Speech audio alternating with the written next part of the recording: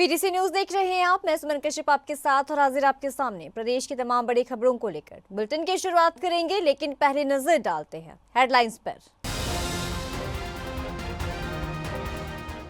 PM Modi JP Nadda Rajnath Singh से मिले। नायब सैनी हरियाणा में भाजपा को मिली ऐतिहासिक जीत के लिए दी बधाई। हरियाणा भाजपा प्रदेशाध्यक्ष मोहनलाल बड़ौली ने दी जानकारी। अनिल विज से मिलने पर उनके निवास पहुंचे द ग्रेट खली। अनिल विज को दी जीत की बधाई, कहा जो लोग मेहनत करते हैं उन्हें कोई हरा नहीं सकता। रन्नौर से निर्दलीय विधायक देवेंद्र कादियान ने लिया बड़ा फैसला। भाजपा को समर्थन देंगे देवेंद्र कादियान। कार्यकर्ताओं और समर्थकों के साथ मिलकर लिया फैसला। हरियाणा में भाजपा की जीत पर बोली बबीता फोगाट, कहा भाजपा धरातल पर काम करने में विश्वास करती है। छत्तीस बिरादरी ने मिलकर भाजपा को आशीर्वाद दिया। नवरात्रि के समय परिवार गया था मंदिर, घर में लगी आग। कुरुक्षेत्र के 7B इलाके में मचा हड़कंप। आग की भेंट चढ़ गया घर, सामान जलकर राख।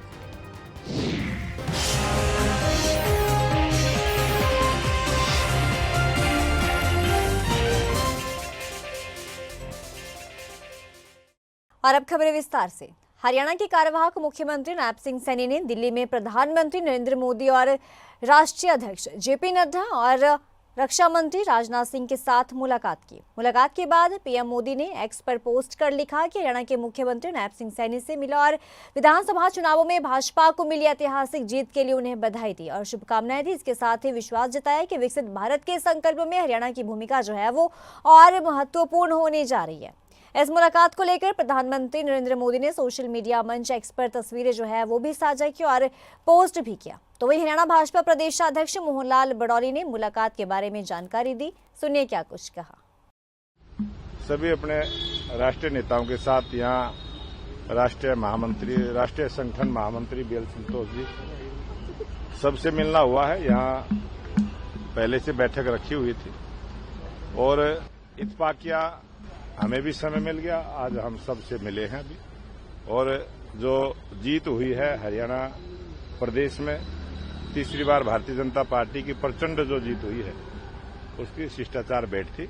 बाकी और किसी विषय पर कोई चर्चा नहीं हुई। सर आगे का मीटिंग या बाकी जो चर्चा अभी किसी भी प्रकार की कोई भी मीटिंग अभी दशहरे तक, क्योंकि ये त्योहार का दिन है और सब अपने त्योहार का सेलिब्रेट करेंगे और दशहरे के बाद कुछ जैसी भी पार्टी की नीति बनेगी।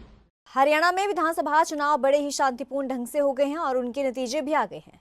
नतीजे भाजपा के पक्ष में रहे, जबकि एग्जिट पोल के नतीजे कुछ और ही बता रहे थे। जीत के बाद भाजपा हर जगह जश्न मना रही है। तो अंबाला की चारों विधानसभा सीटों से केवल अंबाला कैंट की ही सीट ऐसी है जो भाजपा के खाते में आई है। अनिल विज अंबाला कैंट से 7वीं बार चुनाव जीते हैं। जीतने के बाद अनिल विज को बधाई देने के लिए जो है वो लंबी लाइनें उनके घर के बाहर लगी हैं। तो वहीं रेसलर द ग्रेट खली बधाई देने के लिए उनके निवास स्थान पर पहुंचे और सुनिए क्या कुछ कहा ग्रेट खली ने। जीत को लेके बहुत खुशी हुई है और कल मेरे को नहीं, पूरे हरियाणा के जो देश के लोग हैं सबको खुशी हुई है कि जो बीजेपी आई है। और उससे बड़ी बात है कि जो Anil Vij I think so पूरे हिंदुस्तान पे रिकॉर्ड बनाए कि 7वीं बार विधायक बने। लोगों के लिए एक बार भी बनना बहुत हार्ड होता है, बहुत टफ होता है, लेकिन जो अनिल विज है ये 7वीं बार बना तो ये बहुत बड़ी बात है। तो हम बधाई देने आए हैं और अच्छा माहौल है और बड़ी खुशी हुई है, दिलों खुशी हुई है कि भाई जो मीडिया के लोग दिखा रहे थे कि भाई कांग्रेस जीतेंगी, तो उनकी सुन के हम भी बहुत एक जैसे बोलते हैं ना, एक मायूस हो जाते हैं, उदास हो जाते हैं यार कि भी मतलब सब मीडिया दिखा रहे हैं मतलब कि भी कांग्रेस जीतेंगी, लेकिन मतलब हरियाणा के लोगों ने प्रूव कर दिया है कि भाई ये उनके साथ है। जो लोग मेहनत करते हैं, जो ग्राउंड पे मतलब एक काम करते हैं, इनके साथ है। रन्नौर से निर्दलीय विधायक देवेंद्र कादियान ने बड़ा फैसला लिया है। जी हां, भाजपा सरकार को देवेंद्र कादियान समर्थन देंगे। हरियाणा में भाजपा को बहुमत का आंकड़ा मिला, तीसरी बार सरकार बनने जा रही है। गन्नौर से निर्दलीय विधायक देवेंद्र कादियान ने जनसभा बुलाई और गन्नौर अनाज मंडी में अपने कार्यकर्ताओं और समर्थकों को बुलाकर ये फैसला लिया। देखिए, ये मेरा वचन था, जो गन्नौर हल्के की 36 बिरादरी, मैं विधायक बनने के बाद जो मेरी 36 बिरादरी जो मुझे रास्ता बताएगी, मैं उस रास्ते की तरफ जाऊंगा। और आज 36 बिरादरी के नुमाइंदे और यहाँ पर कई हजारों की संख्या में लोग पहुँचे हैं। उन्होंने अपना मत दिया है कि जो सरकार बनने जा रही है बीजेपी की, आपको सरकार के साथ रहना चाहिए। गन्नौर हल्के की जो भलाई है, जो विकास है, वो सरकार में रह के हो सकता है। हमारे विचार नहीं थे क्योंकि बीजेपी ने हमारा साथ ठीक नहीं किया था और गन्नौर हल्के की जनता भी इससे नाराज़ थी। लेकिन आज सरकार बनी है तो गन्नौर हल्के की जनता ने मुझे आशीर्वाद दिया है कि मैं सरकार के साथ जाऊं और मैं अपना समर्थन आज भारतीय जनता पार्टी की सरकार को देता हूं। बिल्कुल कहा, यदि किसी भी वर्ग के साथ कोई अत्याचार होगा, चाहे वो किसान है, चाहे कोई सरपंच है या कोई दलित है, यदि किसी या कोई व्यापारी है जिसके साथ अत्याचार होगा, देवेंद्र कादियान अत्याचार के खिलाफ मिलेगा, उसी दिन अपना सरकार से समर्थन वापिस लेगा। यह मेरा वचन है। आज सुबह उठकर आप शिव पार्क में पहुंचे, सफाई अभियान चलाया। देखिए, विधायक बनने के बाद आज मेरा पहला दिन था। आज मैंने झाड़ू उठाया और मैंने मशीन अपने हाथ से चलाई, अपने शहर के सभी सफाई कर्मियों का हौसला बढ़ाया और सफाई अभियान किया। और मैं समझता हूं कल से हमारा गन्नौर आपको स्वच्छ मिलेगा, कहीं कूड़ा नजर नहीं आएगा। भाजपा नेत्री सुनीता दुग्गल ने हरियाणा में भाजपा की जीत पर सभी को बधाई दी। आगे कहा कि हरियाणा में तीसरी बार भाजपा की सरकार बनने जा रही है। कांग्रेस के ईवीएम पर दोष लगाने को लेकर कहा कि हमें पता था कि कांग्रेस हार के बाद ऐसा ही करेगी। ऐसा कहना मतदाताओं का भी अपमान है। मैं बहुत बहुत मुबारकबाद देना चाहती हूँ कि माननीय मुख्यमंत्री नायब सिंह सैनी जी के नेतृत्व में हरियाणा के अंदर तीसरी बार भारतीय जनता पार्टी की सरकार बनी है। माननीय प्रधानमंत्री नरेंद्र मोदी जी तीसरी बार जो है वो केंद्र में नेतृत्व कर रहे हैं और उनके ही आशीर्वाद से और नायब सिंह सैनी जी के जो है वो उनकी दूरदर्शिता से हमारे हरियाणा के अंदर फिर से तीसरी बार जो है भारतीय जनता पार्टी की सरकार बनी है। मैं सबको बहुत बहुत बधाई और बहुत बहुत मुबारकबाद। देखिए, ये हमें पहले ही मालूम था कि अगर जो है हमारी सरकार बनेगी तो उन्होंने दोष जो है वो ईवीएम पर ही डालना है। और जो है, चाहे आप ये देखिए कि इवन अगर मैं अपनी बात करूं, मैं रतिया विधानसभा से चुनाव लड़ी, तो अगर ईवीएम की ऐसी बात होती तो मैं भी जीत जाती। लेकिन जहां पर जो है वो हमारी भारतीय जनता पार्टी के कैंडिडेट जीतते हैं, तो इसका मतलब ये नहीं है कि वहां पर ईवीएम जो है वहां पर वो काम कर गई, और जहां पर हम लोग नहीं जीते हैं तो फिर वहां पर ईवीएम का क्या हुआ। तो इसलिए मुझे लगता है कि ये ऐसे दोषारोपण करने की बात है और मतदाताओं का अपमान भी लगता है, बल्कि इस बात से कि मतदाताओं ने जो है वो अपना मैंडेट दिया है और हमें उस मैंडेट को स्वीकार करना चाहिए। हरियाणा में भारतीय जनता पार्टी ने जीत की हैट्रिक लगाई है। इसको लेकर तमाम भाजपा नेताओं की प्रतिक्रियाएं सामने आ रही हैं। इसी कड़ी में भाजपा नेत्री बबीता फोगाट की भी प्रतिक्रिया सामने आई है। उन्होंने कहा कि भाजपा एग्जिट पोल से हटकर धरातल पर काम करने में विश्वास करती है और धरातल के आंकड़ों को मानती है। फोगाट ने आगे कहा कि मैं मानती हूं कि इसमें प्रधानमंत्री नरेंद्र मोदी की जो नीतियां हैं और मुख्यमंत्री नायब सिंह सैनी के नेतृत्व में जिस तरह से काम हुए हैं, ये उसी का परिणाम है कि आज पूरी 36 बिरादरी ने मिलकर भाजपा को आशीर्वाद दिया और पूर्ण बहुमत से सरकार बनाने का काम किया है। पार्टी एग्जिट पोल से हटकर धरातल पर काम करने में विश्वास करती है और धरातल के आंकड़ों को मानती है। और मैं मानती हूं कि इसमें आदरणीय प्रधानमंत्री नरेंद्र मोदी जी की जो नीतियां हैं और मुख्यमंत्री नायब जी का नेतृत्व में जिस तरह से काम हुए हैं और जिस तरह से कड़े फैसले लिए गए हैं, ये उन नीतियों का परिणाम है कि आज पूरे 36 बिरादरी ने मिलकर भारतीय जनता पार्टी को आशीर्वाद दिया और पूर्ण बहुमत की सरकार बनाने में 36 बिरादरी का बहुत बड़ा अहम रोल है। देखिए, हरियाणा के अंदर जिस प्रकार से राहुल गांधी हो, चाहे प्रियंका गांधी हो, चाहे विपक्ष के कांग्रेस के जितने भी नेता हो या विपक्ष के नेता हो, उन सभी ने जो झूठ की राजनीति यहाँ पे फैलाई थी और झूठ की राजनीति के ऊपर जो राजनीति करना चाहते थे, तो जनता उनके झूठ को समझ चुकी थी और उस झूठ को नकारते हुए आदरणीय प्रधानमंत्री नरेंद्र मोदी जी की नीतियों को आशीर्वाद दिया है और हरियाणा के विकास के लिए लोगों ने वोट किया है। तो मैं इसके लिए मैं तहे दिल से धन्यवाद करती हूँ सभी हरियाणा की जनता का और सभी कार्यकर्ताओं को बधाई, शुभकामनाएं देती हूँ कि उनके मेहनत के बलबूते हम सब लोगों ने ये भारतीय जनता पार्टी की पूर्ण बहुमत की सरकार बनाई। नवरात्रों के वक्त में परिवार मंदिर चला गया और घर में लग गई आग। जहां धर्मनगरी कुरुक्षेत्र के साथ बी इलाके में उस समय हड़कंप मच गया जब एक व्यापारी परिवार नवरात्रों के वक्त मंदिर चला गया और घर को आग ने पकड़ लिया। घर देखते ही देखते जल गया।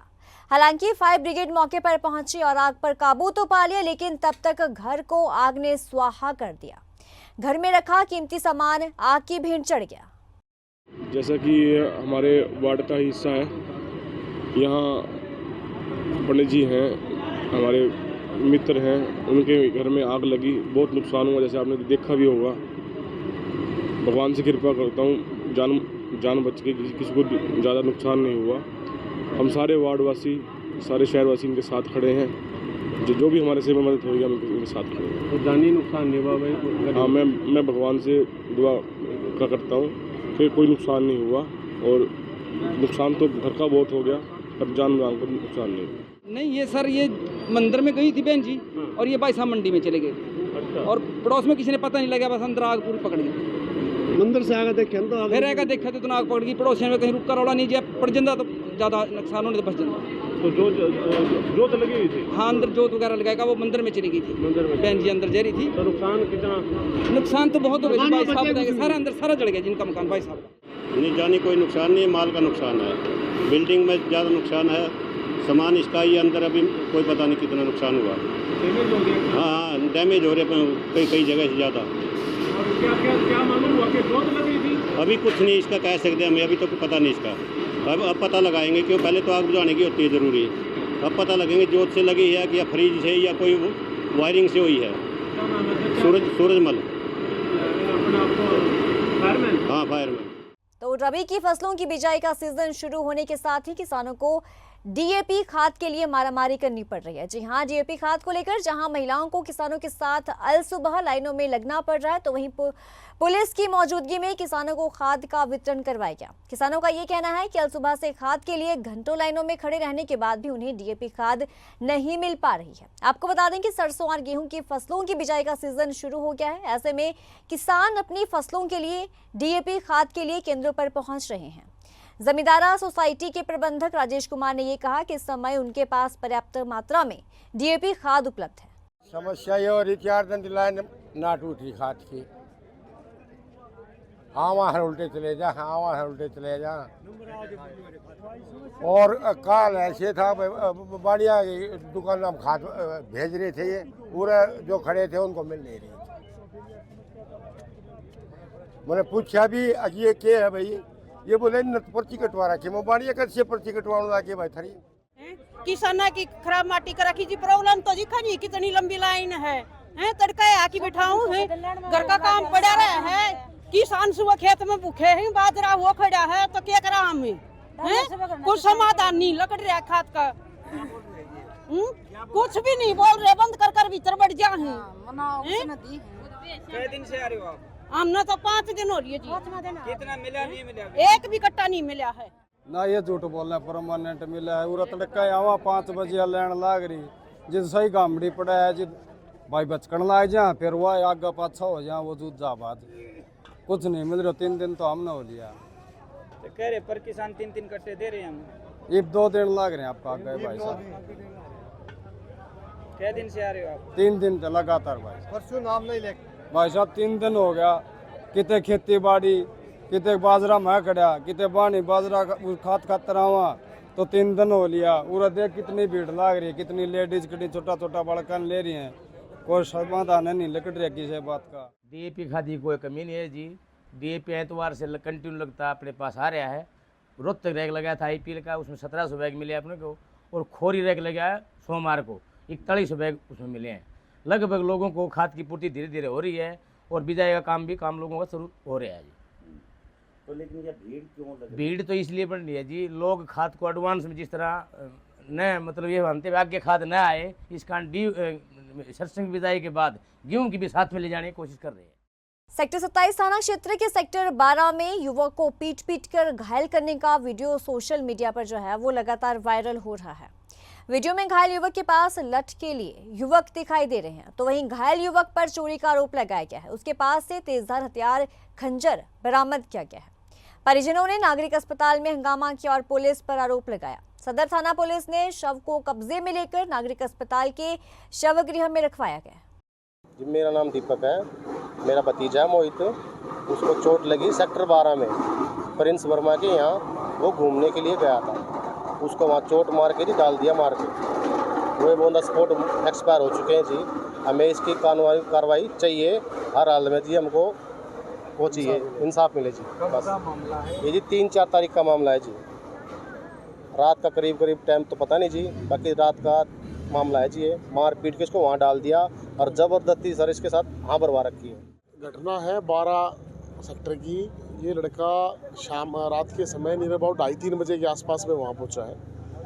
अगर कोई चोरी की घटना की आरोप जो है लगाने की कोशिश कर रहे हैं तो कोई अपराध है तो उसके लिए प्रशासन है, वो उन्हें बुलाए और उसे सौंप दिया जाता। एक नाबालिग लड़का है और नाबालिग लड़के के साथ में इतनी जाति हो रखी है, इतना मारपीट किया, उसके हाथ पैर तोड़ रखे हैं, उसकी कमर में इतनी ज़्यादा चोटें, सर में चोटें मार रखी है। उसके बाद जब पुलिस के पास में वो पहुंचाया गया है तो पुलिस ने उसको क्यों नहीं उसका इलाज करवाया? पुलिस के पास कब भेजा था? उसी समय इन लोगों ने ही, बल्कि उसको बजाय हॉस्पिटल में एडमिट कराने के प्रशासन ने जो है उसको गंदे नाले में छोड़ दिया गया। उसके बाद उस लड़के के परिवार वालों ने सिविल हॉस्पिटल में ले गए हैं, वहाँ से खानपुर रेफर हुआ और उसी चोटों के कारण उसकी डेथ हुई है। कानून का राज है तो कानून के तरीके से चीज़ें चलनी चाहिए। वो अपराधी है या नहीं ये डिसाइड करने वाले वो लोग कौन होते हैं? किसी के साथ में इस तरह से मारपीट करना, इस तरह से ये बिल्कुल कानून के विरुद्ध है। हमारे पास आज इन्फॉर्मेशन मिली है कि लड़ाई झगड़ा करके मारपीट करके हत्या की गई है, जिसकी हमने मरने वाला है इसका नाम आशू उर्फ मोहित है, कबीरपुर का रहने वाला है, जो नशा करने का आदी था। इन्होंने परिवार वालों ने एलिगेशन लगाया कि इसको मारपीट करके इसकी हत्या की गई। इस बेस पे हमने उनके दरखास्त पे एफआईआर कर दी गई है। इस बुलेटिन में इतना ही। पल पल के अपडेट के लिए आप बने रहिए पीटीसी न्यूज के साथ। मुझे दीजिए इजाजत। नमस्कार।